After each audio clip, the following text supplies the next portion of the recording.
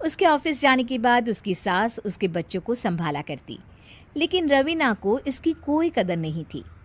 एक दिन रवीना अपनी माँ से फ़ोन पर कहती है, मम्मी क्या बताऊं, मेरी सास तो बिल्कुल अच्छी नहीं है। वो समझती नहीं है कि मुझे कितना काम करना पड़ता है। एक तो ऑफिस तक का लंबा सफ़र और फिर 9 घंटे लगातार काम। बैठे बैठे तो मेरी पीठ अकड़ जाती है। खुद तो सारा दिन घर में मज़े करती है, जब मन करा सोए, जब मन किया खाए। तभी उसकी सास वहाँ आ जाती है। अच्छा माँ, मैं बाद में आपको फ़ोन करती हूँ।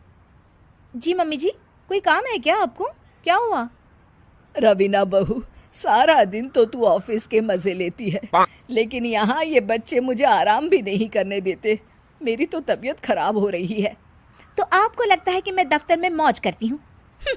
आपको क्या समझाऊँ, छोड़िए। माँ, काम करना भी ज़रूरी है। मजबूरी नहीं होती तो मैं खुद ही अपने बच्चों को देख लेती। अब आज तो छुट्टी है ना, आज तो कम से कम घर का काम कर ले। बहू काम शुरू करती है। बच्चे के साथ काम करना उसके लिए असंभव हो जाता है।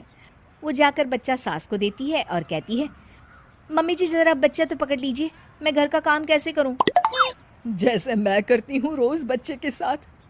तुझे बताऊं तो तू सोचती है कि कोई बड़ा काम तो है नहीं, बच्चा तो सोता रहता है। अब देख लिया। खैर, बस मैं यही तुझे समझाना चाहती थी। ला, बच्चा मुझे दे और काम कर।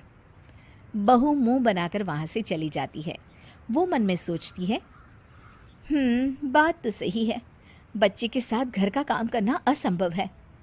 वो किसी तरह काम करती है और अगले दिन ऑफिस के लिए निकल जाती है। ऑफिस में उसकी सहेली उससे कहती है, यार तू तो बड़ी लकी है, तुझे तेरी सास खाना बना कर देती है, बच्चे भी देखती है और तुझे किसी बात की चिंता भी नहीं होने देती। अरे क्या लकी, बदले में मैं उन्हें पूरी कमाई जो दे देती हूँ और अपने बच्चे से दूर रहती हूँ वो अलग। हर किसी को ना दूसरे की प्लेट में ज़्यादा घी दिखता है। जा अपना काम कर। अरे फिर भी ये तो है, यहाँ हमारे बच्चे को मैं क्रैश में छोड़ती हूँ, हर पल डर लगा रहता है कि क्या कर रहा होगा। खैर चल, मुझे क्या। बहू घर आती है तो देखती है कि उसकी सास उसके बच्चे को बड़े ही प्यार से खिला रही होती है। वो माँ को देखकर खुश हो जाता है। बहू मन में सोचती है कि बात तो सही है, सासू माँ सारा दिन काम करती है, मैं ऑफिस से आकर भी काम नहीं करती हूँ। वो सास के पास जाती है और कहती है, माँ जी थक गई आप? और क्या, सारा दिन चक्कर घीनी की तरह पूरे घर में घूमती रहती हूँ और अब उम्र भी नहीं रही। लेकिन चल, तू बता क्या हुआ, कुछ काम है क्या? बहू कुछ नहीं कहती, मुस्कुराकर वहाँ से चली जाती है। लेकिन अगले दिन सुबह सुबह बहू सास से पहले उठकर उन्हें चाय देती है। अरे, आज सूरज कहाँ से उगा है? तू पहले उठ गई? चल, अच्छा किया, मरने से पहले तेरे हाथ की चाय तो पी ली।